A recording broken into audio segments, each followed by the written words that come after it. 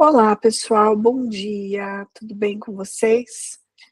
Sejam bem-vindos a mais um estudo do nosso grupo de leitura, Psicoleitura, que acontece todas as sextas-feiras, pontualmente às 11 da manhã.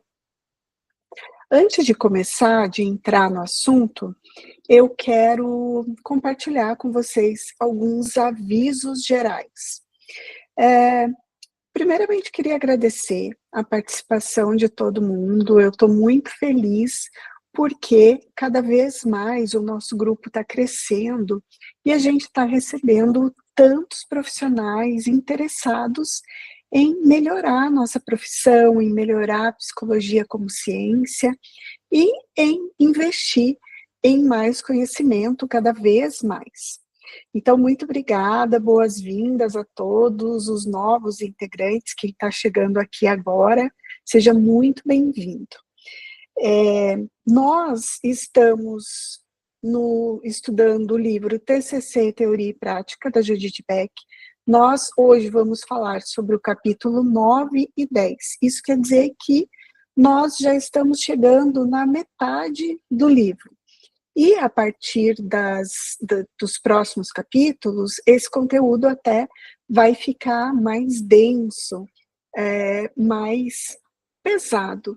E é importante que a gente saiba toda essa base que a gente vem estudando até aqui, até para que a gente consiga compreender melhor esses próximos capítulos. E depois desse livro, depois do TCC Teoria e Prática, nós vamos estudar o questionamento socrático, que já está previsto. Então, quem está por aqui, quem quer continuar para a gente estudar outros livros, outras obras importantes da TCC, já pode ficar sabendo que o próximo vai ser o questionamento socrático, que também é um livro incrível para a gente como profissionais, para a gente usar na clínica, para a gente usar no nosso dia a dia. Deixa eu ver que outros avisos eu tenho aqui. Bom, quem ainda não se inscreveu nas nossas aulas gratuitas sobre psicopatologia, nós vamos ter 3 aulas totalmente gratuitas nos dias 17, 18 e 19 de março, e essas aulas vão ser transmitidas pelo YouTube às 19 horas. E só quem está inscrito é que vai poder participar. Então, é muito importante que vocês entrem no link, perguntem ali para a Ana, ou perguntem para alguém aqui da nossa equipe como faz para se inscrever, e aí vocês podem se inscrever para participar dessas 3 lives. O conteúdo vai ser incrível, todo psicólogo precisa saber de psicopatologia, então convido vocês a participarem com a gente. O que mais? Depois aqui da nossa discussão, nós vamos postar um resumo dessa aula lá no nosso Instagram, que é @cortex.educ, e aí, quem quiser receber esse PDF, com o resumo da aula, que eu vou falar aqui hoje, quem quiser receber esse resumo, entra lá, curte o post e comenta, e aí a gente vai enviar esse PDF de presente para vocês. Outro recadinho, quem ainda não sabe da imersão em psicologia da obesidade e transtornos alimentares, que vai acontecer em julho, tanto de forma presencial quanto online, também está convidado a conhecer, a participar. Vai ser um prazer ter vocês com a gente. Se quiserem mais informações também, é só perguntar para a nossa equipe. Vamos começar, então, eu vou compartilhar aqui a tela do nosso estudo de hoje.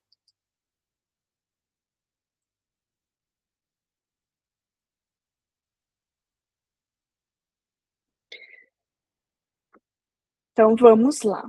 Como a gente falou, hoje o nosso estudo vai ser sobre os capítulos 9 e 10 desse livro, que é tão importante para quem trabalha com TCC e para quem quer ser muito efetivo no seu trabalho com o TCC, para quem quer estudar a fundo e para quem quer aplicar as técnicas da terapia cognitivo-comportamental de forma efetiva e eficaz.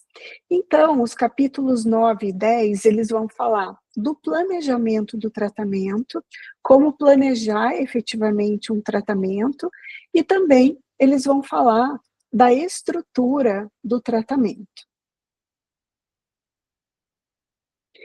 Então, aqui, começando com o planejamento.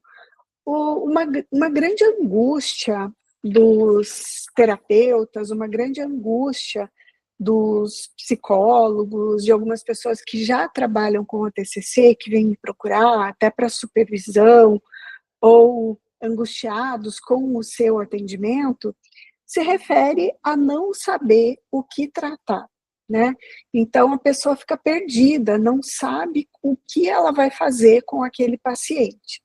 E esse é um grande ponto, porque a gente observa essa demanda em muitos profissionais. A ansiedade, o medo, essa angústia, não saber como tratar o paciente, não saber como planejar um paciente, não saber a partir de que ponto começar e como conduzir esse atendimento.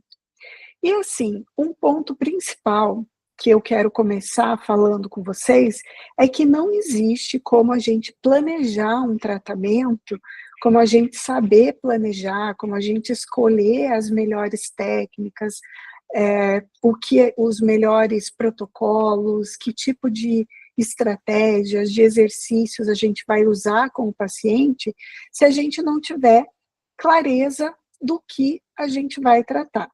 Então, o nosso paciente, ele traz um relato de uma situação, de algo que ele está vivendo, mas nós é que precisamos traduzir isso que o paciente nos traz e traduzir efetivamente em termos psicopatológicos. O que quer dizer? Que a gente precisa conhecer, ter um conhecimento aprofundado sobre a psicopatologia, né? Geralmente a gente não tem esse tipo de conhecimento lá na faculdade de uma maneira profunda. A gente tem umas pinceladas, tem algo muito raso, ou não, na minha opinião, não é devido, não é prestado a devida atenção em estudar psicopatologia. Então, o primeiro ponto é esse aqui. A gente precisa, não só ir lá e ler aqueles critérios do DSM, a gente precisa saber desenvolver um raciocínio clínico. Sem esse raciocínio clínico, a gente corre o risco de querer resolver a situação que o paciente nos traz e não entender a demanda psicopatológica por trás disso. Por exemplo, se um paciente chega até nós dizendo que ele veio procurar a terapia porque ele está com problemas no casamento dele, e ele quer resolver os problemas do casamento. Só que nós, como terapeutas, nós não vamos resolver o problema do casamento do nosso paciente. A ideia é que a gente entenda, identifique as demandas psicológicas que esse paciente está apresentando, as estratégias de enfrentamento que ele usa, ou as estratégias de enfrentamento que ele necessita desenvolver, o modelo cognitivo, quais são os pensamentos, as crenças centrais, as crenças intermediárias, quais são as emoções envolvidas em todo esse processo de um casamento que, de repente, não está dando muito certo, ou um casamento que está indo mal, e o paciente traz como queixa principal. Então, assim, não é o nosso papel como terapeutas decidir se esse paciente vai continuar no casamento dele, se ele vai se separar. Não é o nosso papel. Nosso papel é que ele desenvolva essas habilidades e desenvolva esses enfrentamentos, essa capacidade de solução de problemas, para que daí, a partir disso, ele consiga ser um maior protagonista da sua vida e ele consiga ter um melhor manejo das suas emoções, das suas cognições e, consequentemente, dessas situações. Então, é por isso que a gente precisa ver a psicologia não como só acolhimento. É muito importante, sim, que a gente acolha o nosso paciente, que a gente tenha esse vínculo, que nós sejamos uma fonte de acolhimento. Mas acolhimento qualquer um pode fazer, o vizinho pode fazer, o amigo pode acolher, pode dar um ombro amigo. O nosso papel como terapeutas não é de nós sermos ombro amigo dos nossos pacientes. Nós precisamos usar a ciência, usar a psicopatologia, saber dos conceitos psicopatológicos, saber tudo isso para a gente traduzir as queixas dos nossos pacientes. Então, o paciente ele não lê o DSM para ele vir trazer essas queixas para a gente. Muitas vezes ele nem sabe falar para a gente o que está acontecendo em termos emocionais, em termos psicológicos, em termos de demandas psicológicas. E às vezes, para o paciente, muitas vezes, tudo é muito externo. Então, ele acredita que pelos acontecimentos externos, pelas atitudes das outras pessoas, ele se vê como uma pessoa que não tem poder de agir na própria vida e mudar isso. E é isso que a gente vai desenvolver a partir do conhecimento, da ciência, tendo muita clareza sobre a psicopatologia, sobre a TCC, sobre o modelo cognitivo, ajudá-lo a desenvolver essas habilidades no manejo das situações. Então, esse plano de tratamento, o planejamento do tratamento, ele só pode acontecer de forma eficiente mesmo se a gente souber fazer uma avaliação consistente lá desde o começo. E essa avaliação vai envolver muita coisa, né? Além desse simples relato do nosso paciente. A gente precisa saber identificar vários pontos quando esse paciente vem com esse relato, né? E se a gente não souber fazer uma boa anamnese, saber o que perguntar, o que a gente precisa observar, se forem só pensamentos soltos, a gente não vai conseguir atingir esses objetivos terapêuticos. Então, o que é importante? A gente saber fazer uma anamnese, a gente saber fazer uma entrevista inicial muito bem feita, saber fazer o exame do estado mental e saber principalmente o que a gente precisa observar nesse exame do estado mental. Será que a gente sabe observar as funções psíquicas do nosso paciente? Será que a gente sabe descrever quais são as funções psíquicas? Então, esse é um ponto muito interessante. E aproveitando aqui o gancho, eu quero convidar vocês mais uma vez para participar das nossas aulas gratuitas, que serão dia 17, 18 e 19, que a gente vai falar, vai trazer esse conteúdo aprofundado e esse conteúdo sobre psicopatologia, sobre a entrevista inicial, conceituação cognitiva, de acordo com os transtornos psicológicos, e a gente vai trazer quais são as funções psíquicas, como fazer um exame do estado mental, as alterações que podem ser percebidas nas funções psíquicas, né, que de repente podem ser sinais de alguns traços de transtorno ou de algum tipo de transtorno, e qual que é o funcionamento esperado, o funcionamento que não tem nenhum problema, que a gente deve esperar desse funcionamento do, do estado mental.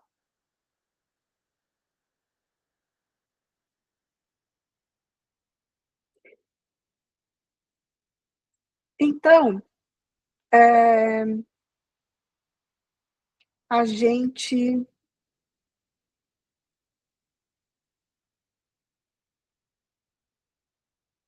Então, aqui a gente vai perceber que as funções psíquicas são os itens que compõem o nosso funcionamento. Então, a gente pode ter um funcionamento adaptativo ou a gente pode ter um funcionamento desadaptativo, que não combina com os nossos objetivos, com o que a gente espera da nossa vida, com um funcionamento mental mais saudável. Então, é sobre isso que a gente vai falar nas nossas aulas gratuitas e a gente espera que vocês possam participar. Para saber como participar, vocês podem falar aqui com a Ana e ela vai ajudar vocês e passar o link, e passar as principais informações, ok?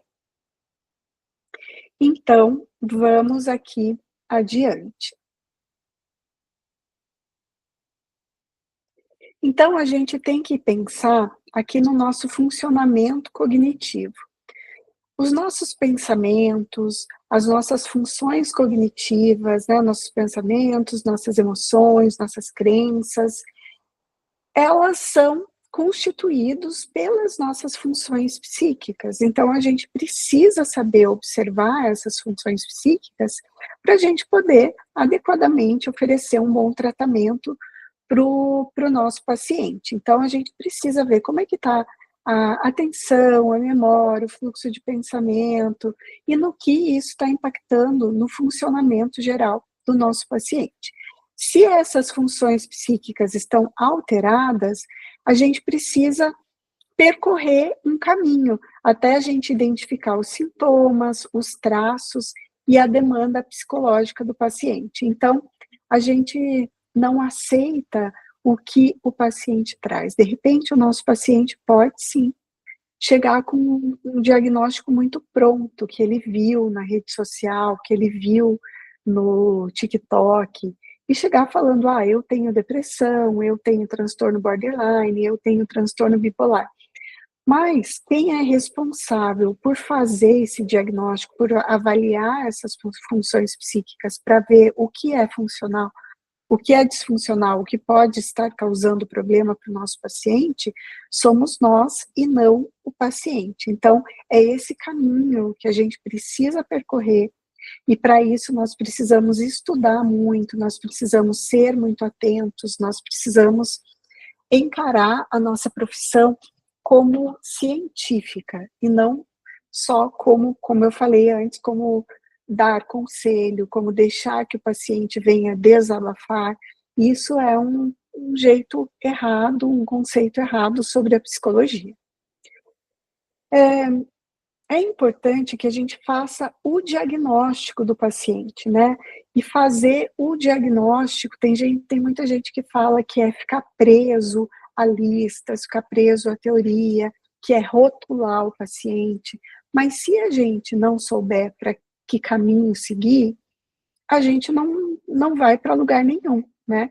E a TCC, ela se utiliza desses diagnósticos, das descrições dos transtornos mentais, para o desenvolvimento de estratégias, de protocolos. Então, é muito importante que a gente tenha essa compreensão, saiba os sintomas, saiba realizar, saiba fazer um raciocínio clínico, que a gente não fique tão, que a gente saiba a partir da onde que a gente vai desenvolver um protocolo de tratamento para o nosso paciente.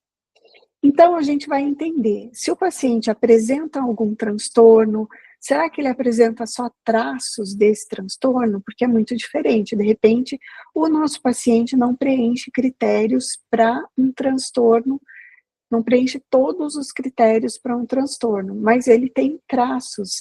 E aí a gente vai ter que também oferecer o tratamento adequado para ele a partir disso, a partir dos traços que ele apresenta, entendendo qual é a demanda psicológica desse paciente em particular.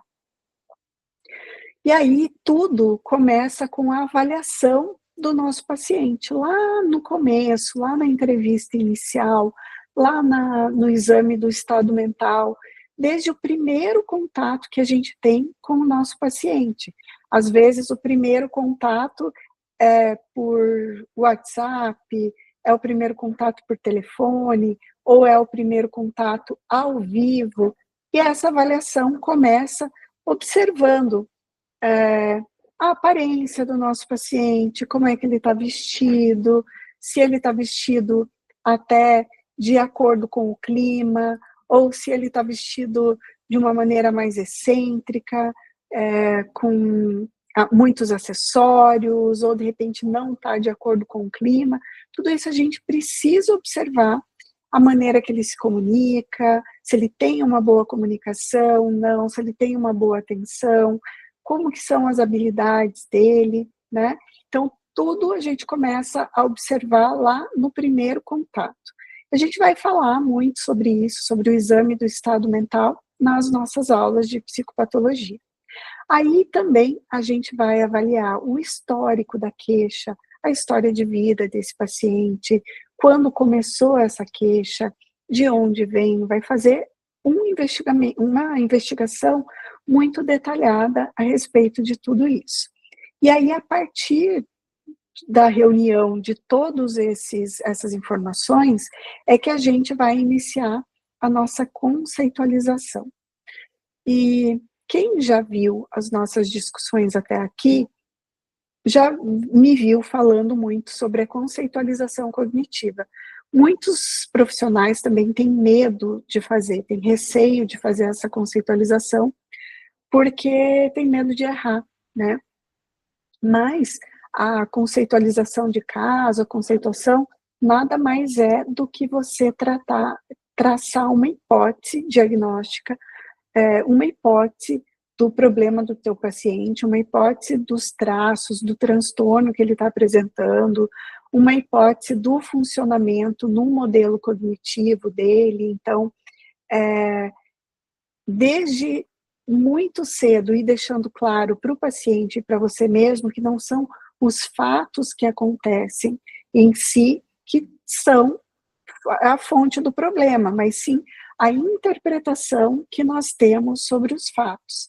E essa interpretação que a gente tem sobre os fatos depende muito do nosso modelo cognitivo, depende muito da nossa tríade cognitiva, que depende da maneira como a gente enxerga o mundo, a partir de que filtro, a partir de que crenças, a partir de que crenças distorcidas, de repente, a gente aprendeu a ver o mundo. Então, isso é muito particular para cada paciente, a gente não tem como generalizar esse tratamento, como generalizar isso, como tratar isso de uma forma genérica. Por isso que, quando alguém vem falando em tratar questões muito específicas, muito que o nosso paciente traz, por exemplo, às vezes as pessoas vêm pedindo assim, eu queria um material para trabalhar com gestante, ou eu queria um material para trabalhar com adolescente, ou eu queria um material para trabalhar com separação de casais. A gente não tem como ter esse material tão generalista para todo mundo, porque a gente precisa conceitualizar o caso do nosso paciente. E isso é muito personalizado, e precisa ser muito personalizado. Então, vocês estão vendo que a gente vem desse caminho longo, né, de entender sobre psicopatologia, sobre raciocínio clínico, entender, ter muito claro para a gente sobre o modelo cognitivo, né, sobre a influência desse modelo cognitivo na vida do nosso paciente, sobre como traduzir esse modelo cognitivo para as queixas muito particulares do nosso paciente, e a partir daí a gente começa a fazer a conceitualização de caso. Então, é o que eu falei, a gente não pode ficar preso às situações que o paciente traz. O nosso papel, enquanto terapeutas, não é resolver questões pontuais da vida do nosso paciente. Por exemplo, resolver uma dificuldade no trabalho, resolver se ele vai ficar ou não em um emprego, resolver se ele vai se separar ou não num relacionamento, ou decidir coisas, tomar decisões pelo nosso paciente ou dar conselho. Não é o nosso papel. né? A gente precisa entender que crenças essa pessoa tem sobre ela mesma, sobre as outras, sobre o mundo, quais são as interpretações cognitivas dessa pessoa. E aí, o próprio paciente vai compreendendo aos poucos o que pode estar disfuncional na vida dele, para que a partir disso ele consiga também agir na própria vida. E essa compreensão é tanto do paciente quanto nossa, nessa conceitualização cognitiva. Então, por isso que é importante conceitualizar, fazer essa hipótese, fazer esse modelo, esse planejamento para a gente entender em que pontos que a gente pode ajudar o nosso paciente a desenvolver estratégias de enfrentamento, a observar quais os comportamentos, quais os pensamentos disfuncionais ele pode, de repente, trabalhar para melhorar, para modificar, e a partir disso ele vai observando melhoras na sua vida, né? Então, o paciente que está na nossa frente, ele vai ter as próprias demandas psicológicas, ele vai ter as próprias questões cognitivas, né? Ele vai ter os próprios comportamentos e as próprias emoções, que são muito diferentes dos nossos. Então, se a gente traz muito as nossas crenças e o nosso filtro da realidade, a nossa maneira de interpretar, a gente corre o risco de não olhar para o nosso paciente com essa profundidade que ele necessita e corre o risco de não oferecer esse tratamento personalizado. Então, apesar da gente entender tudo isso, ter toda essa maneira de planejar o tratamento, a gente vai planejar de forma personalizada. Tem um grande preconceito com relação à TCC, com relação a isso, que tem gente que fala que a TCC traz muito protocolos prontos, traz muito estratégias prontas, então deixa os pacientes em caixinhas e não considera a individualidade do ser humano. Mas aqui a gente pode ver que isso é um grande engano, uma grande mentira, um grande preconceito mesmo, porque não é isso. Quem é terapeuta cognitivo-comportamental sabe que a gente leva em conta todo esse modelo cognitivo, toda essa forma de trabalhar, mas o mais importante do modelo cognitivo e da TCC é adaptar tudo isso para o nosso paciente. Então, o tratamento jamais vai ser generalista, jamais a gente pode chegar porque um paciente veio falando que tem depressão ou que está triste, sair aplicando protocolos, aplicando estratégias, sem a gente saber para que cada estratégia funciona, para que cada técnica funciona. Então, é preciso ter muita clareza. E até que sintomas esse paciente está apresentando, como é a vida do nosso paciente. Uma pessoa não é igual à outra. Então, cada tratamento você vai precisar, sim, personalizar e desenhar de acordo com as necessidades do teu paciente em particular que está ali na tua frente. Então, assim, nem todo adolescente vai ser igual, nem toda gestante vai ser igual, nem toda separação de casal vai ser igual, né? Então, a gente precisa ter essa abertura e esse conhecimento para a gente saber realmente ajudar o nosso paciente e não sermos meros aplicadores de protocolos ou para que a gente não deixe a ansiedade chegar e a ansiedade dominar a gente, que isso que acontece muitas vezes, os terapeutas deixam a ansiedade dominar e por causa disso querem aplicar técnica, protocolo para que o paciente ache que alguma coisa está sendo feita nas sessões, né? Então, a gente não precisa decidir pelo paciente o que ele vai fazer, que caminho ele vai tomar na vida, se ele vai ficar com o trabalho A ou B, se ele vai fazer uma viagem ou não.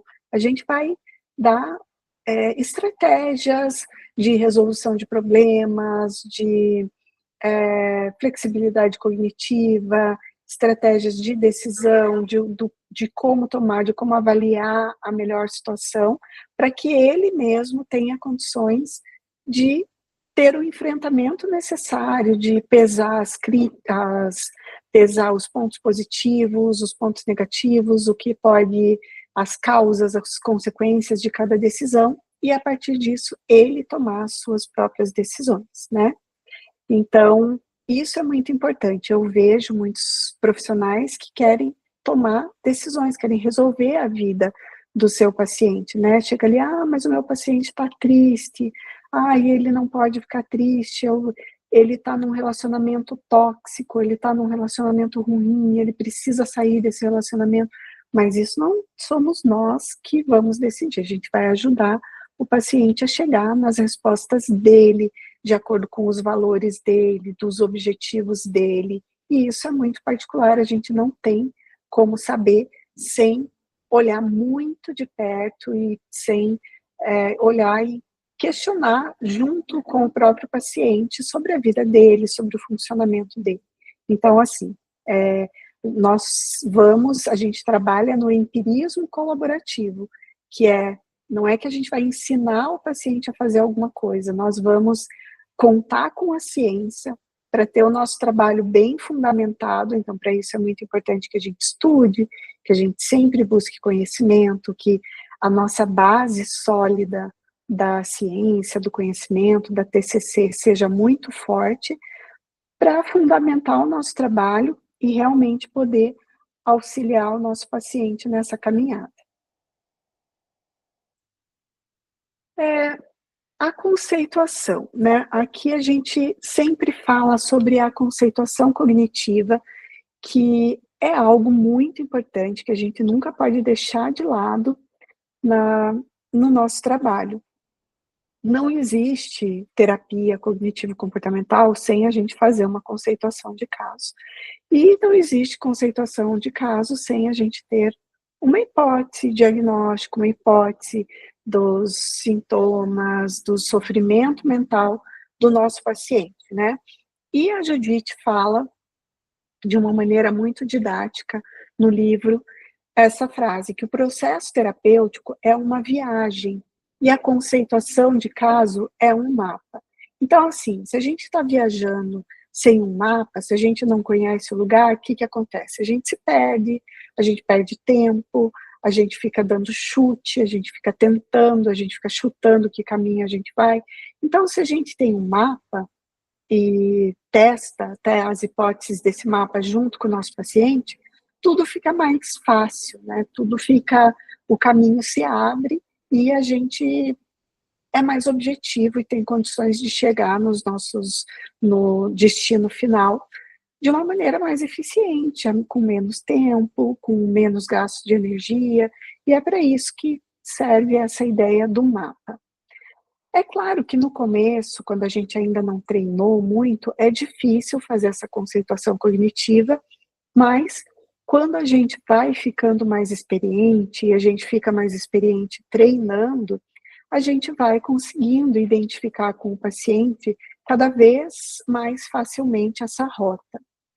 E aqui, novamente, essa conceituação, essa ideia de uma hipótese diagnóstica, de um plano de tratamento, de você oferecer para o teu paciente uma segurança, algo embasado, algo que ele pode olhar e pode também questionar, pode opinar se está certo ou errado, também dá mais segurança e faz, inclusive, com que o paciente consiga aderir melhor ao tratamento, com que o tratamento não fique muito solto e que ele tenha condições e queira voltar nos próximos atendimentos, porque isso também dá esperança para o nosso paciente. Então, tudo que a gente vai usar, qualquer estratégia, qualquer exercício, qualquer protocolo, não é algo solto, aleatório, né? Não é um questionário ou uma dinâmica para trabalhar com um adolescente. É entender quem é esse adolescente, que tipo de demanda ele está nos mostrando, que tipo de conteúdo ele está trazendo, como é a interpretação dele da realidade, como que são as habilidades sociais dele. Então, assim, é muito particular, e isso é o principal que a gente precisa entender, que o tratamento não é generalista, não é só aplicação de protocolo, né? E o planejamento, a gente planejar um tratamento, precisa que a gente faça um diagnóstico robusto e uma formulação de caso muito sólida. E para a gente fazer esse diagnóstico robusto, para a gente saber como fazer esse diagnóstico, é só estudando psicopatologia, sabendo dos conceitos psicopatológicos, sabendo o que observar, sabendo fazer um bom exame do estado mental. Então, vocês percebem que uma coisa vai sendo costurada à outra, que a gente não tem como começar do final e depois voltar, a gente tem que percorrer todo esse caminho e fazer um exame, né, da gente mesmo, se a gente, da nossa competência como profissionais. Será que nós sabemos tudo isso? Será que está faltando um conhecimento?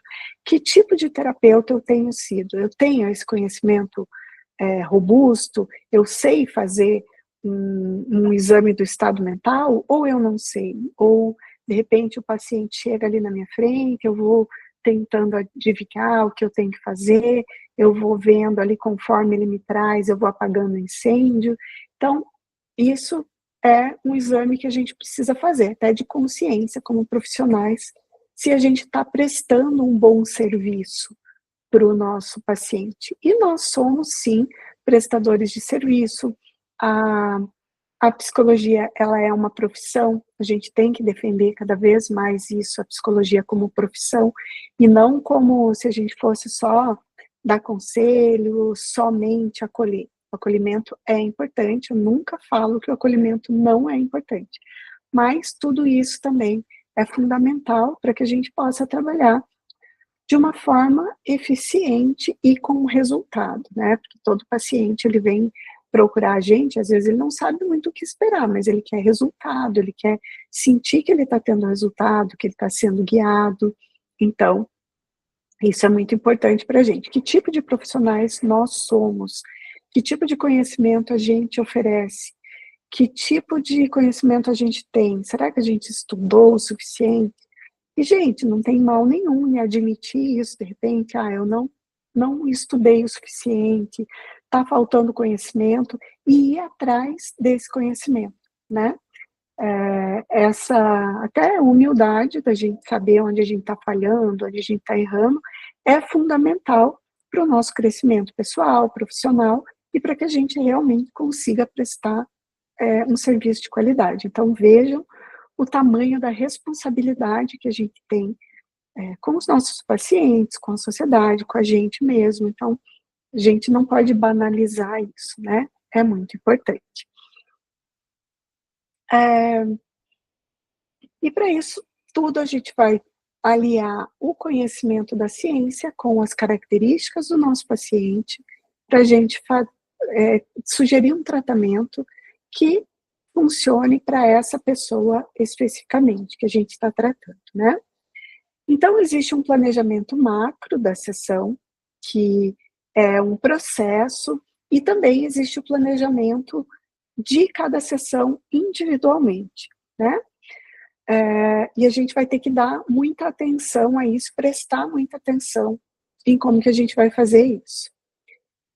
Por exemplo, no livro, agora nesses capítulos, quando a Judite está planejando o tratamento do EIB, que é esse paciente que tem uma depressão, ela vai levar em conta, nesse objetivo amplo, macro, ela vai levar em conta esses objetivos mais voltados para um paciente deprimido, que envolvem melhorar o humor, né? Porque o humor, um paciente deprimido tem um humor deprimido, ela vai avaliar o funcionamento geral dele, como que ele está fazendo as atividades do dia a dia, que as coisas que precisam ser feitas, se ele trabalha, de repente, se ele está abandonando o trabalho dele, se ele está conseguindo ter um autocuidado, como que é o funcionamento geral dele, né?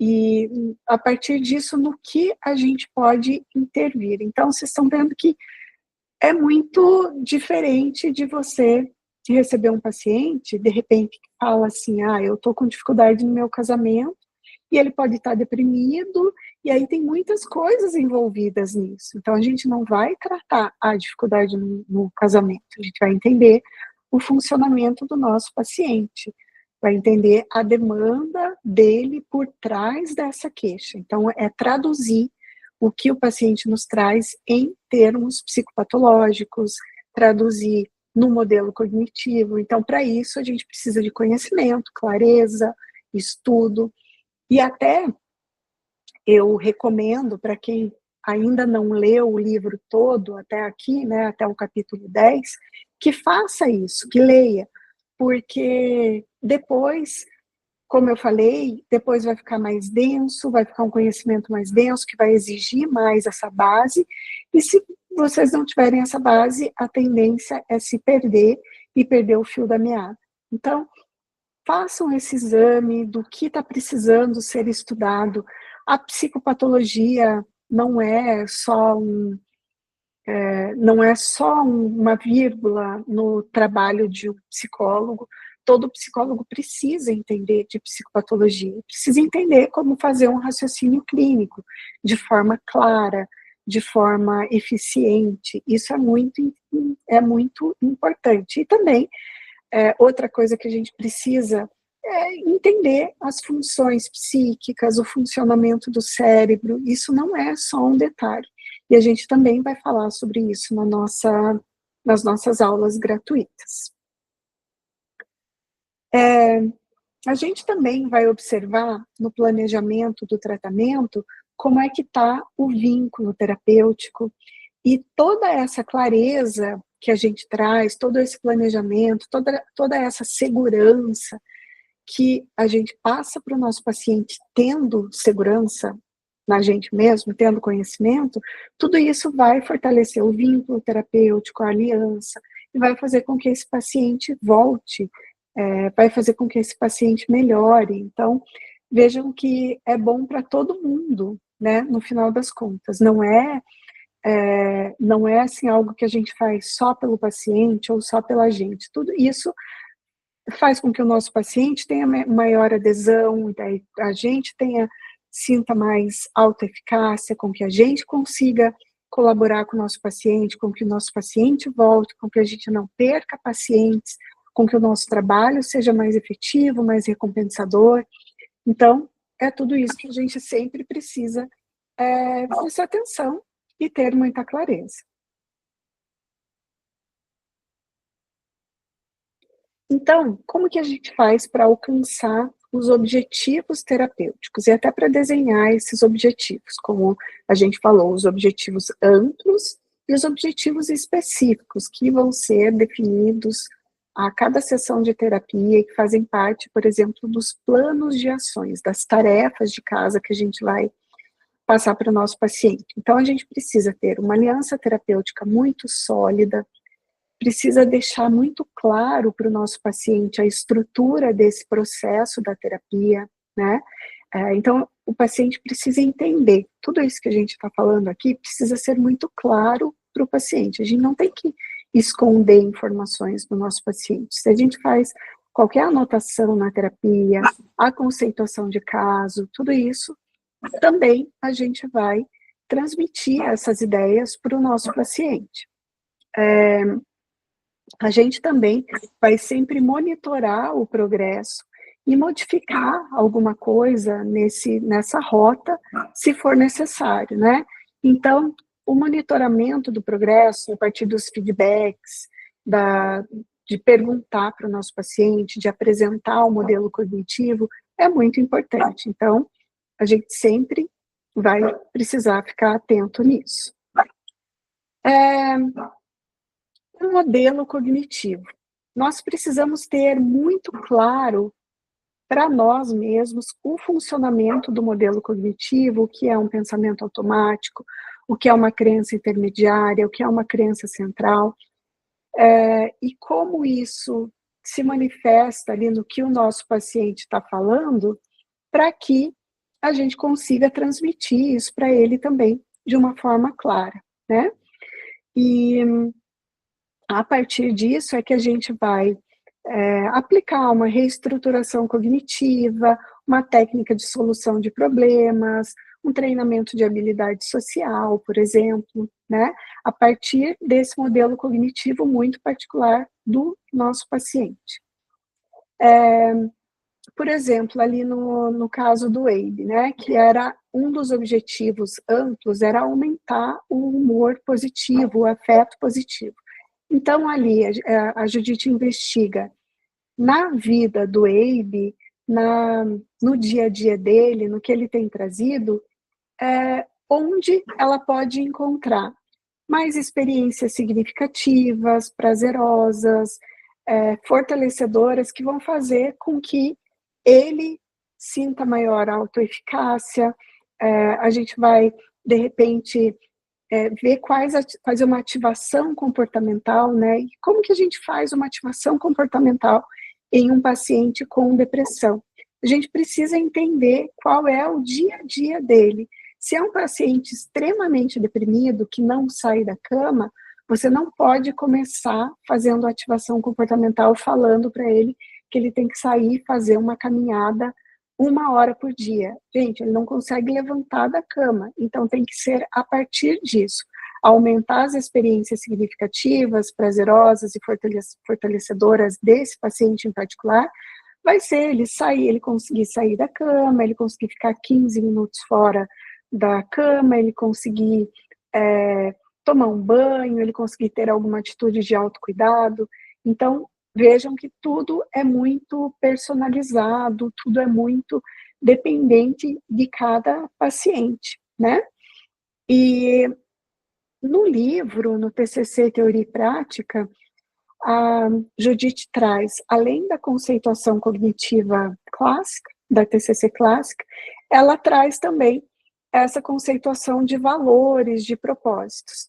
Então, aqui, ela fala que também é importante que a gente não foque só nisso, num comportamento que hoje é problema do nosso paciente, mas que a gente também olhe para, na história de vida dele, que estratégias, que momentos que ele teve que usar estratégias de enfrentamento, em que momentos ele, de repente, teve uma história de vida bem sucedida, para que a gente possa desenvolver nisso, replicar isso para a vida dele hoje, para fortalecer crenças também adaptativas sobre ele mesmo, né? E aí a gente vai colocando atividades, colocando algumas coisas, algumas estratégias que esse paciente consiga desenvolver para que ele vá melhorando e fortalecendo essas crenças. A gente precisa também, para que o paciente alcance objetivos terapêuticos, ensiná-lo a usar a TCC, ensinar qual é o modelo cognitivo de pensamento, emoção, comportamento, que uma coisa pode levar a outra, ensinar ele a prestar atenção e ser um observador disso nele mesmo, e fazer com que ele aprenda essas técnicas e consiga aplicar nele mesmo no futuro. Então, a gente sempre fala que um dos grandes objetivos da TCC é ensinar o paciente a ser o seu próprio terapeuta. Então, a gente não quer que esse paciente fique para sempre em terapia, que ele não consiga olhar para tudo isso que ele aprendeu, para reestruturar as crenças, ter mais flexibilidade cognitiva e usar isso no seu dia a dia. Se ele não aprender a usar no dia a dia dele, não aprender a generalizar para o futuro, para outros acontecimentos, de nada vai adiantar. Porque a gente não pode garantir para o nosso paciente que não vão mais existir problemas na vida dele. Problemas na vida todo mundo tem. Não existe como uma pessoa não ter problemas. O que faz a diferença na nossa vida e na vida de todo mundo, dos nossos pacientes, é a maneira com que a gente lida com esses problemas. E isso vai muito da maneira que a gente escolhe, da nossa flexibilidade em lidar com essas situações, da nossa aceitação. Então, tem vários pontos que a gente pode trabalhar com o nosso paciente no decorrer da terapia para ele ser o próprio terapeuta dele, né? Então, esse é o objetivo, fazer com que o paciente seja o seu próprio terapeuta.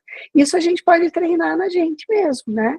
Para que a gente use na gente mesmo essas técnicas da TCC, esse modelo cognitivo, prestando atenção nos pensamentos automáticos, nos pensamentos úteis ou inúteis, no que isso, em que emoção isso gera na gente e que comportamentos a gente tem por causa disso. Esse é um exercício que a gente tem que fazer o tempo todo, e isso até não faz com que nós sejamos terapeutas melhores, mais efetivos, se a gente conseguir fazer esse exercício, observar tudo isso, essa cadeia cognitiva na gente mesmo. Então, a terapia, ela pode ser vista em 3 fases, de maneira geral, né? Que é a fase inicial, onde a gente vai estabelecer uma aliança terapêutica com o nosso paciente, vai investigar os valores, os objetivos dele, os objetivos maiores, macro, que podem ser assim, eu quero melhorar a minha vida, eu quero, de repente, perder peso, eu quero ter mais qualidade de vida, tudo isso são objetivos amplos, mas a gente precisa pegar esses objetivos amplos e dividir em objetivos individuais, em metas menores, que esse paciente pode ir realizando para que ele consiga atingir esses objetivos maiores, né? A partir daí, a gente vai delimitar com o paciente os passos para ele atingir cada objetivo, vai entender no contexto de vida dele, nesse paciente em particular, quais são os obstáculos que ele está enfrentando, por que ele não consegue, né? De repente, o paciente chega para a gente e fala, eu sei tudo que eu tenho que fazer, mas eu não consigo. Aí a gente vai identificar e tentar resolver esses obstáculos, através de técnicas de solução de problema, de reestruturação cognitiva. Então, entendendo quais são os pensamentos automáticos, o que é um problema real, o que é um problema imaginário, o que de repente depende dele e o que não depende, porque é claro que tem muitos problemas, muitos acontecimentos, se o paciente é muito externamente orientado, por exemplo, ele acha que a culpa dele estar do jeito que ele está no marido que trata ele de certa forma, ou está no filho que não é do jeito que ele queria, que tem problema na escola, ou que o trabalho dele não é do jeito que ele queria, enfim, tudo externamente orientado. Então, a gente precisa mostrar, ajudar o nosso paciente a perceber também no que ele pode agir, o que depende dele, depende de ações que ele pode implementar na vida dele, e tem algumas coisas que não dependem dele. E aí, por exemplo, no caso de um problema de relacionamento, de um problema de casamento, a pessoa chega e fala que o problema dela está no casamento, que ela talvez queira se separar, mas assim, aí você não vai decidir isso pelo teu paciente, você vai fazer ele observar isso tudo que a gente está conversando, o que depende dele nesse relacionamento, o que ele não depende, o que ele está disposto a aceitar, o que ele não está disposto a aceitar. E aí, a partir de tudo isso, ele vai ter condições de ou desenvolver estratégias para fazer isso melhorar e agir de acordo com os valores dele, ou então ele vai ter condições de decidir que ele não quer mais, mas isso não faz parte da nossa função, né? A gente não vai aconselhar o paciente. Então, vocês vejam que são muitos passos até chegar em um objetivo, e a gente precisa ter muito separado isso, né? O que é um objetivo que depende do paciente, que não depende do paciente, isso precisa ficar muito claro.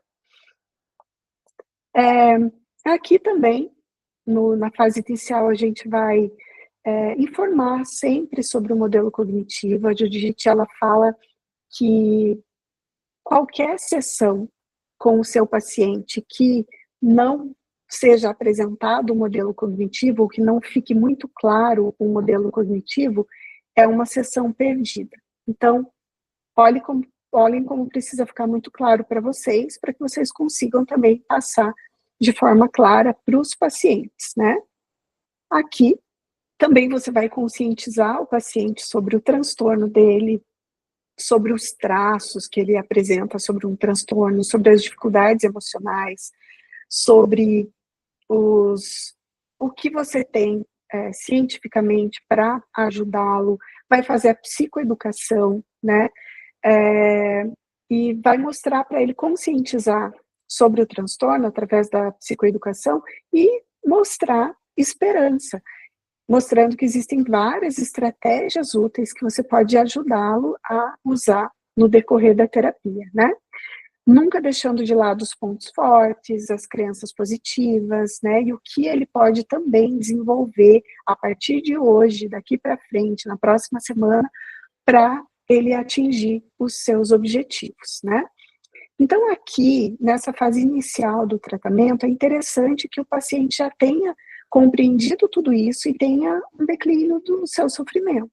E aqui é interessante pedir, mais uma vez, o feedback do paciente de como tá para ele, se ele tem entendido, se ele tem alguma dúvida, se ele tem alguma dúvida sobre se for um transtorno, um transtorno de ansiedade, uma depressão, deixar tudo isso muito claro. Então, é muito importante também fazer a psicoeducação. A TCC, ela também é pedagógica, então a gente precisa também ter isso de mostrar, de ensinar, de tornar mais claro para o paciente o que ele tem, o que ele está sentindo, né?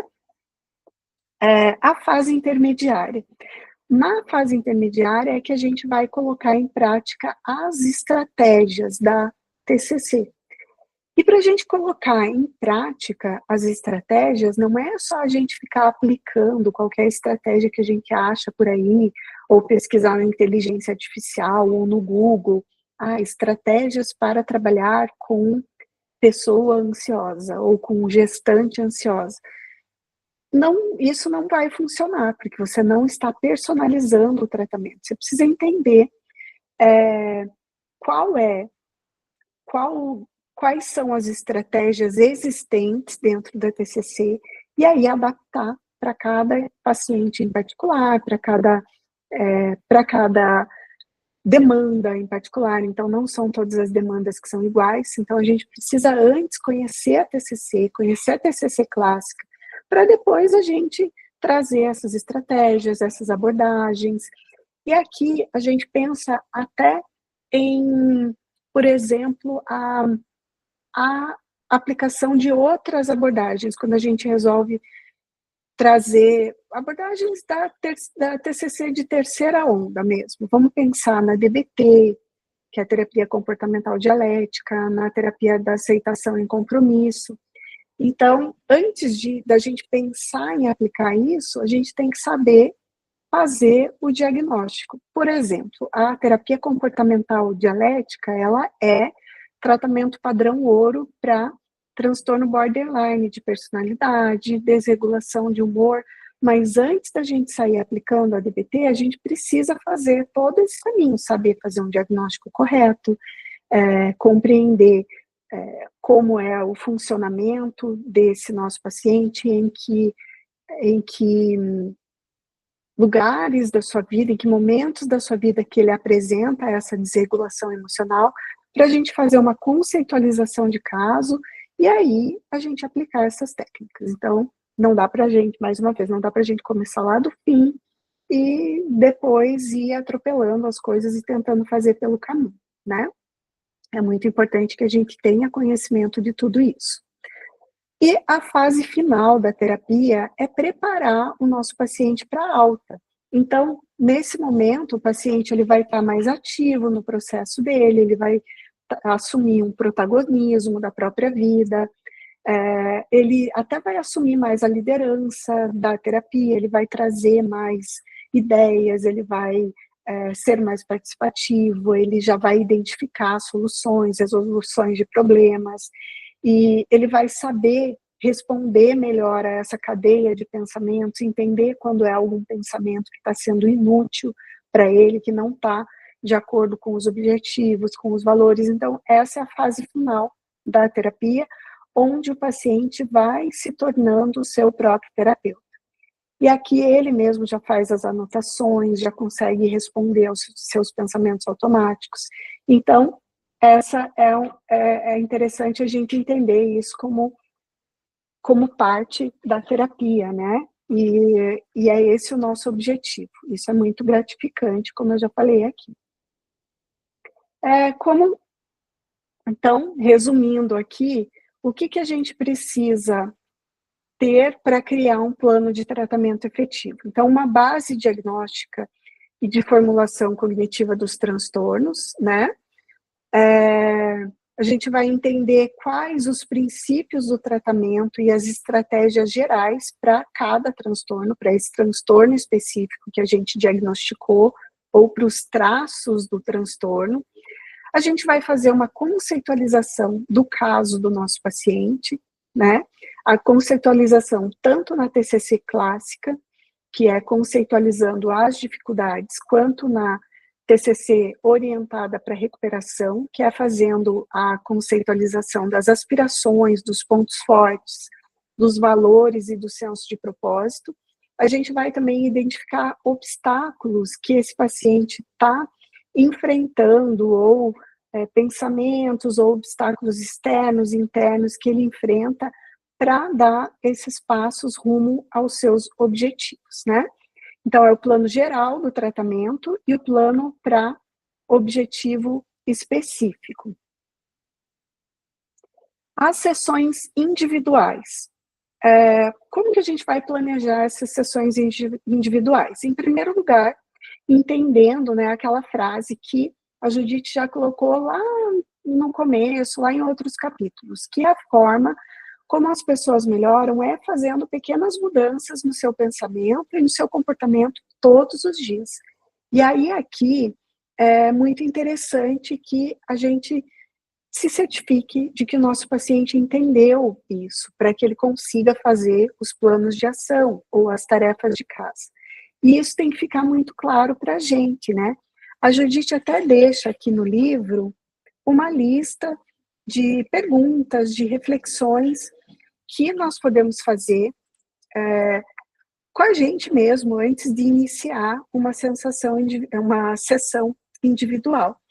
E que tem aqui até como exemplo o que eu estou tentando obter, como fazer isso com mais eficiência. Então, revisar as anotações, dar uma olhada ali naquela lista, que eu não vou ler todas, mas elas estão aqui no livro, de forma muito clara e muito didática, quase como um passo a passo do que a gente precisa observar na gente, o que a gente precisa saber investigar na sessão de terapia individual, né? E até para que a gente consiga estabelecer esses objetivos.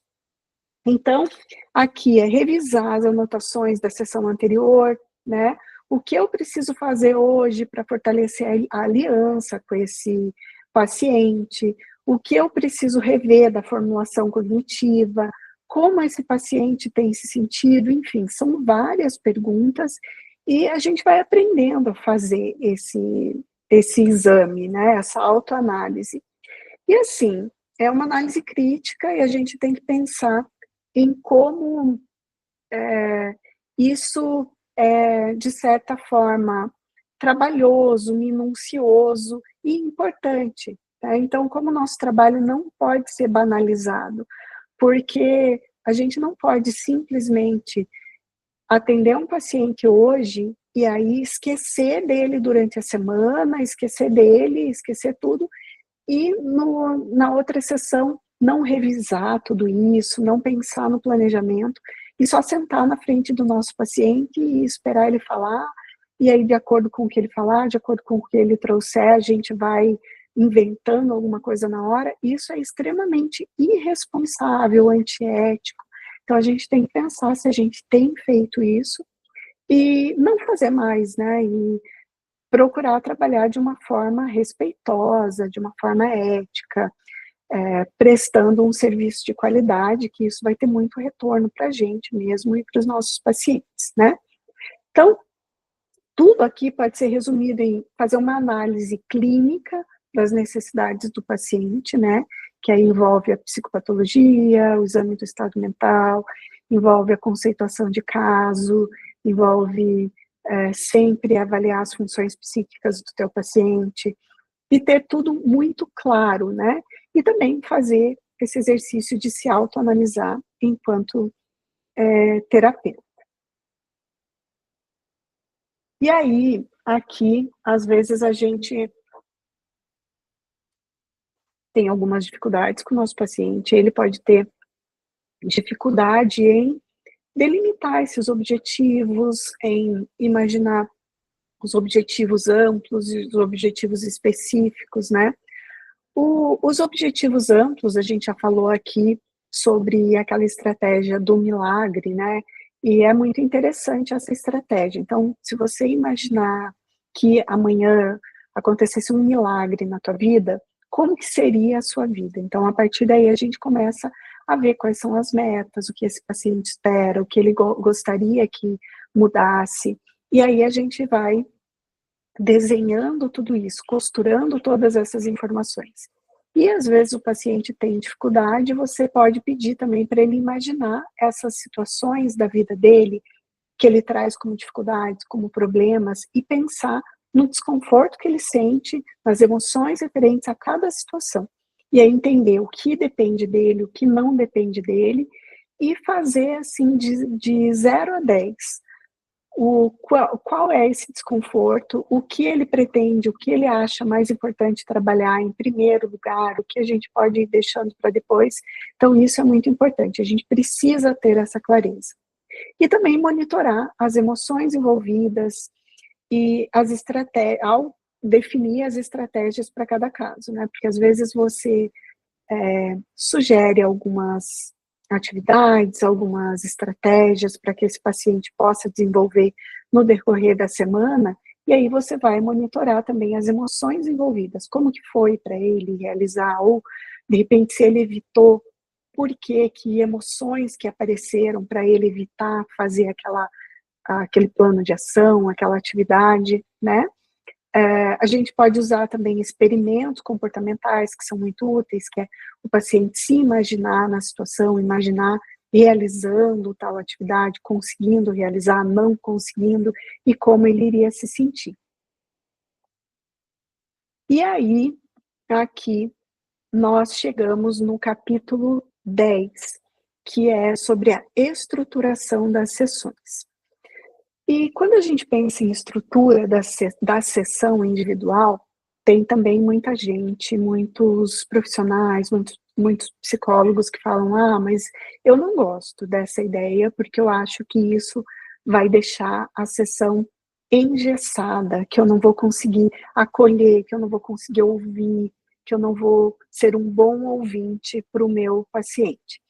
Mas isso também é outro preconceito, porque a estrutura, ela não é para você decorar e fazer aquele passo a passo, e perguntar para o teu paciente, fazer um checklist, ou de repente para você marcar no relógio.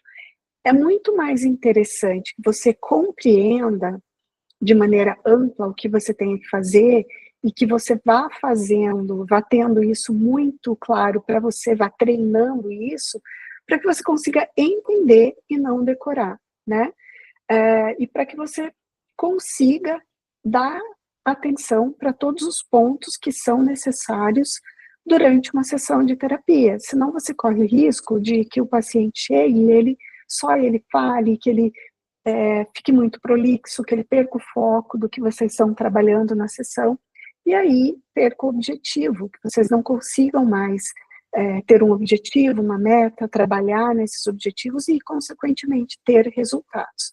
Pode ser que o paciente chegue e ele precise muito falar dessas coisas externas que estão acontecendo, mas você precisa saber quando intervir, quando pontuar, e não deixar de pontuar. E isso é treino também. Então, essa estrutura, ela ajuda para aquele terapeuta ansioso no início da carreira, para ele ter uma ideia do que ele tem que, de que pontos ele precisa abordar. E com o tempo isso vai ficando muito natural. A gente não fica, a gente não liga se o feedback for dado no início e não no final. A gente não liga se durante a verificação do humor o paciente trouxer um ponto para a pauta da sessão, ou para a pauta da semana, ou se ele vier falar das atividades que ele não está conseguindo realizar. Então, tudo isso acaba ficando muito fluido, mas a gente precisa entender que esses pontos da estrutura precisam acontecer de alguma forma. Mas isso não pode atrapalhar também a naturalidade, a autenticidade, as características pessoais, senão isso vai criar uma distância, vai afastar o paciente da gente. Então, são ferramentas que a gente tem para estruturar e que a gente vai usar em momentos adequados, que a gente vai percebendo através do nosso feeling, em que momentos é adequado você falar sobre isso, você encaixar uma coisa ou outra, uma parte da estruturação ou outra, e isso vai te dar mais organização e vai te dar mais segurança e menos ansiedade, vai diminuir aquela ansiedade, ai, será que é isso? Será que meu paciente está falando demais? Então, é estrutura, é você aprender a fazer as pontuações, intervir, o que você precisa observar, que você precisa ter um objetivo amplo, um objetivo individual, específico.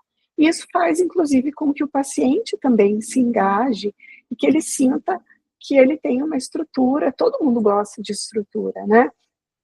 E que ele sinta que ele está também fazendo progresso e que ele está compreendendo o que está acontecendo com ele e até que ele volte, por causa disso, nas próximas sessões, né?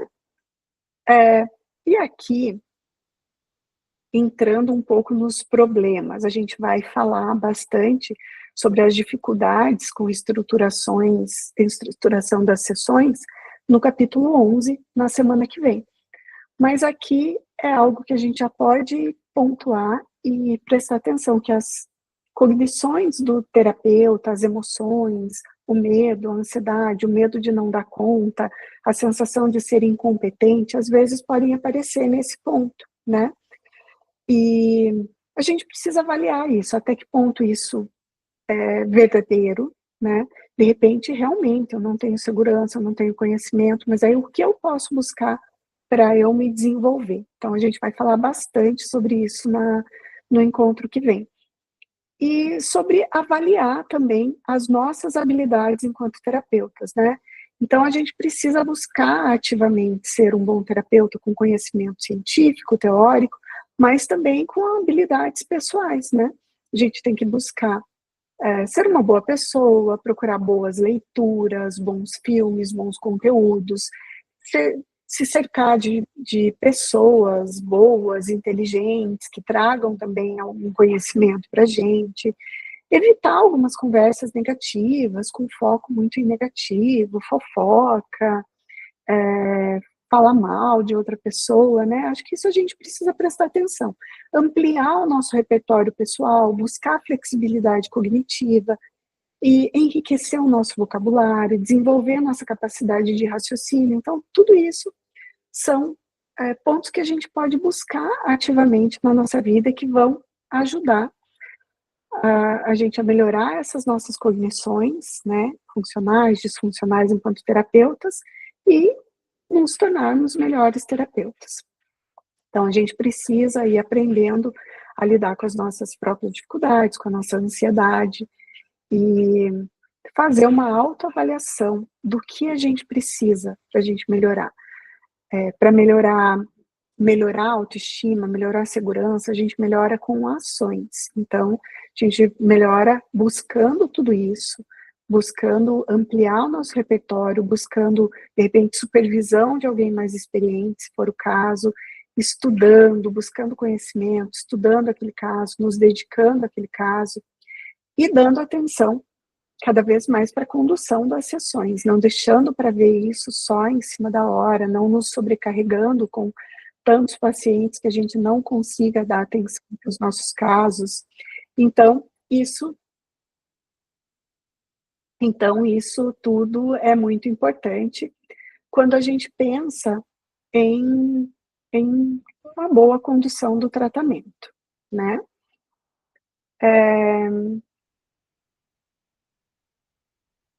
Então, é muito importante também que a gente tome nota das sessões, né, sem deixar de estar presente com o paciente.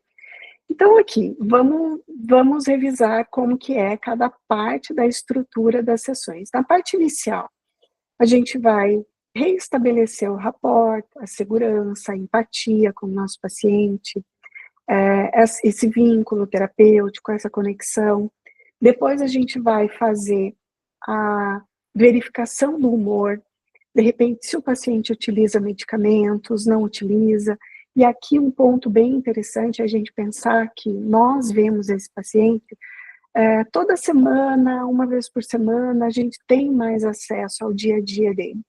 E isso faz com que nós possamos colaborar com também as intervenções de colegas psiquiatras, médicos, porque a gente vai entender como é o dia a dia, que dificuldade esse paciente tem, de repente, para aderir a algum medicamento, o que ele está sentindo. Aqui também é um ponto que a gente vai fazer avaliação de risco de suicídio, será que esse paciente está apresentando algum tipo de risco? Precisamos ficar muito atentos a isso. A gente sempre vai reforçar o modelo cognitivo, e na verificação do humor, ficar atento também a possíveis acontecimentos que podem ser pauta dessa sessão. A gente vai priorizar as pautas, os objetivos, né, os objetivos individuais, fazer uma atualização da semana, revisão dos planos de ação, entender, de repente, se o paciente está conseguindo seguir com esses planos de ação ou não, né? A gente vai delimitar o tempo também, porque lá na verificação do humor, por exemplo, pode ser que esse paciente se estenda muito, ele fique muito prolixo, ele não consiga sair, a gente tem que ajudá-lo, tem que pontuar, tem que colocar os limites para que a gente consiga estabelecer todos os objetivos da nossa sessão, né? Aqui também a gente vai propor tópicos que a gente gostaria de abordar, de acordo com aquele estudo todo que a gente tem feito do paciente, dos objetivos amplos, dos objetivos individuais. Então, e aqui mais uma vez, a gente não vai decorar todos os passos da estrutura, a gente vai prestar atenção e ficar atento em que existe uma estrutura. Então, a gente não vai deixar que a sessão inteira fique só na verificação de humor, né? E se o paciente começar devagar, muito, ser muito prolixo, a gente pode fazer um resumo diretivo. A gente pode falar, posso te interromper um pouquinho? Quero ver se eu estou entendendo isso que você está me falando. Aí você fala assim, a partir disso tudo que você me falou, aí você faz um resumo, e aí você começa a fazer as suas pontuações, sabe? Então, é saber que não precisa você deixar com que o paciente conduza a sessão para que ele se sinta melhor. Ele vai se sentir mais seguro se você realmente fizer essas observações, der estrutura, pontuar onde for preciso, colocar os seus limites, ele vai entender que você é um terapeuta que está sabendo o que está fazendo, né? Às vezes o paciente tem dificuldade em falar, em trazer conteúdos, aí a gente pode pegar também lá no início, fazer uma revisão de todos esses objetivos terapêuticos e também trazer para a sessão, para que a sessão seja mais produtiva.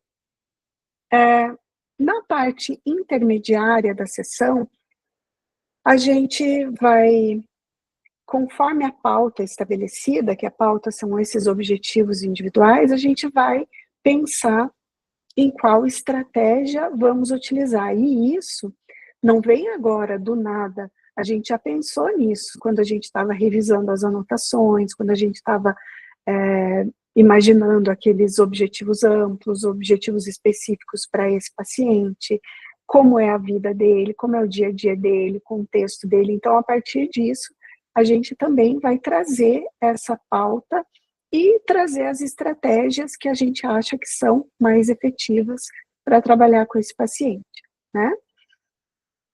E aí, a gente vai também fazer a hierarquia dos problemas, dos objetivos individuais que são de maior importância para o paciente e a gente vai começar a trabalhar nesses, né?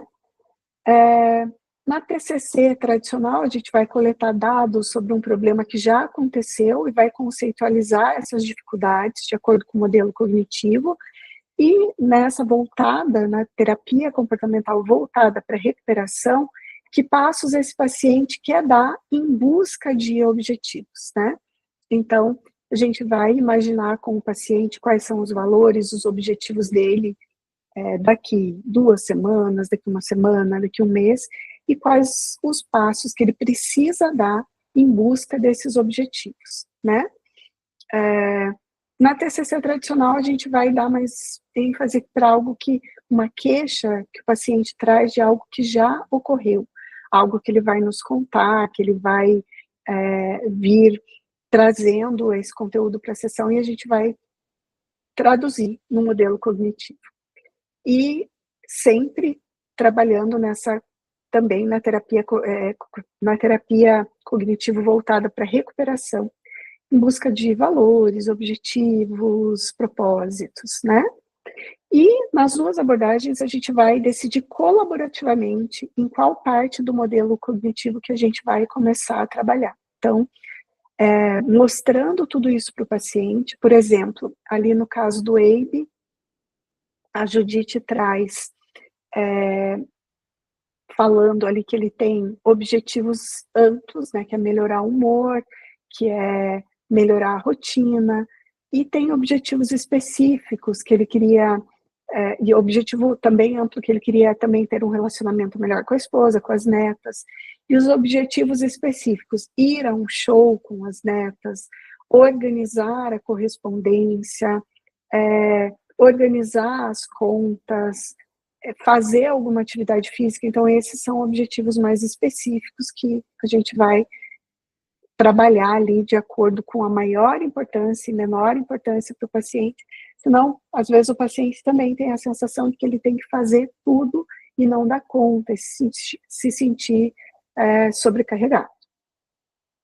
A gente vai fazer também aqui resumos periódicos sobre as falas, os conteúdos do paciente, o que ele nos traz, a gente vai fazer esses resumos diretivos, mostrar para ele, falar para ele se isso que a gente está compreendendo, se faz sentido para ele, traduzindo no modelo cognitivo, traduzindo em termos psicopatológicos, né?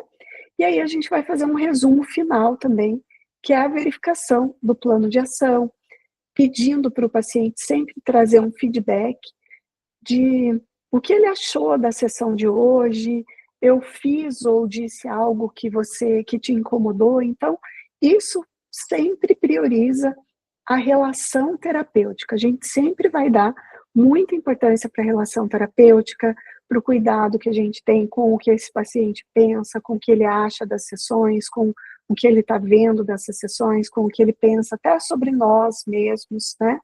Então, resumindo tudo isso que a gente falou, a gente precisa ter uma compreensão muito clara da psicologia, da TCC, como estratégia científica no tratamento de desordens psicológicas, no tratamento de transtornos mentais ou de traços de transtornos mentais, e a partir disso, a partir de toda essa compreensão, individualizando o tratamento para o nosso paciente, a gente vai desenhar todo esse planejamento de tratamento que pode ser modificado ao longo do tempo, ao longo do processo terapêutico, de acordo com o que o paciente vai trazendo, de acordo com o que nós vamos descobrindo. E também aqui a gente trouxe que é muito importante que a gente tenha para todas as sessões e sempre nas sessões de TCC uma estrutura, e essa estrutura é para não deixar tudo solto, tudo vago, para que a gente realmente consiga ter consiga desenhar tudo isso que precisa ser feito em uma sessão, né? Que a gente estabeleça o vínculo novamente, para que a gente entenda, faça uma verificação do humor, entendendo o que aconteceu na semana, nos últimos dias desse paciente, se tem alguma coisa que ele queira trabalhar especificamente nessa sessão desses acontecimentos, aí a gente pode trazer a partir disso quais são as nossas percepções do que pode ser trabalhado. Então, vejam que tudo é uma estrutura, mas que não precisa ser decorada, você pode compreender, né?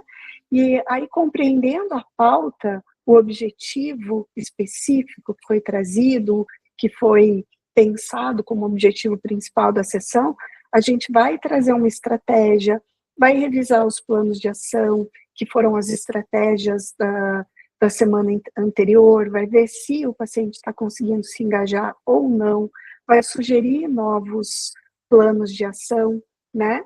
E a partir disso, a gente vai pedir um feedback do que esse paciente está achando da condução das sessões, de como está indo, de como está sendo para ele, se ele tem percebido melhora, né? E sempre se mostrar disponível para qualquer dúvida, para qualquer questão que ele tiver. Então, sobre esses capítulos, esses 2 capítulos, era isso que eu tinha para trazer para vocês. Muito obrigada, quem está acompanhando até aqui. Não deixem de participar na semana que vem, né, que vamos ter o capítulo 11 e 12 na semana que vem. E também deixem um like, deixem um comentário aqui, compartilhem com mais amigos que vocês acham que possam se beneficiar desse conhecimento, tá bom? Muito obrigada, gente, um beijo para vocês e ótimo final de semana.